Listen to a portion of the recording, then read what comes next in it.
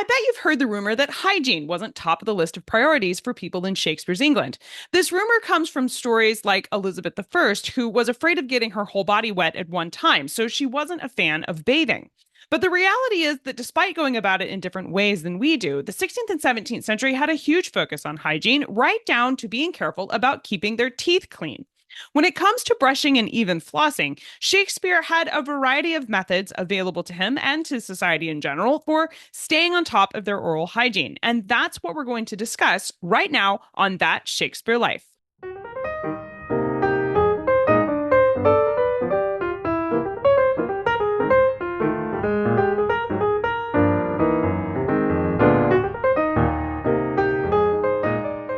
In addition to not being a fan of bathing, Elizabeth I is famous for having horrible teeth. But while her overall oral health was not what you'd call uncommon in Shakespeare's England, it wasn't exactly the norm either. There were a lot of people who took great pride in taking care of their teeth.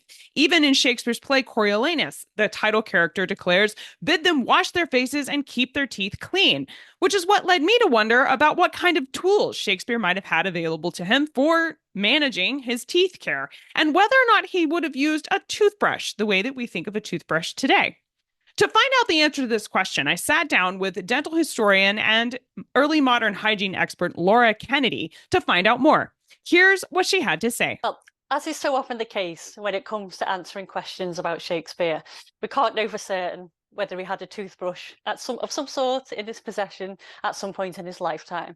However, my best guess would be no for a few reasons. So there's been toothbrushes of some form. The initial early toothbrushes were made of twigs that had been flayed at the ends, which people would chew on to try and get their teeth clean. And that dates back to ancient Egypt. So we're talking over 5,000 years ago. And the first bristle brush that we see is in 15th century China, would you believe it? So around 500 years ago. And these were made, they would take bristles from a pig and attach them to bone or bamboo to create a brush. So you can imagine that would be pretty rough on the old gums and on your teeth. So we've had toothbrushes of some form for quite a long time around the world. But the idea of using a brush to clean the teeth, it doesn't appear to become common in Europe until the 18th century. So we go right past Shakespeare, and it seems unlikely that Shakespeare would have had one for that reason.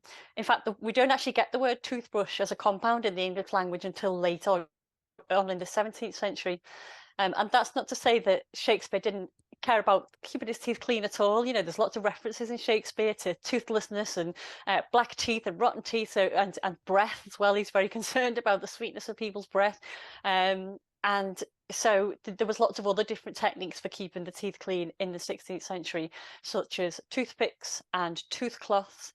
And this is where somebody would rub their teeth with an abrasive material to remove any sort of buildup of dirt on their teeth. And there was definitely a market for this around Shakespeare's time. So while Shakespeare didn't use a toothbrush in the way that we think of one today, it does seem that the bard would have had a variety of methods available to him for managing his teeth care and even for fighting off bad breath, something that I think would have been hugely important for a man whose life was based in the theater. If you'd like to hear our entire episode on oral hygiene with Laura Kennedy, you can listen to our complete podcast episode completely free right now at CassidyCash.com/episode 334.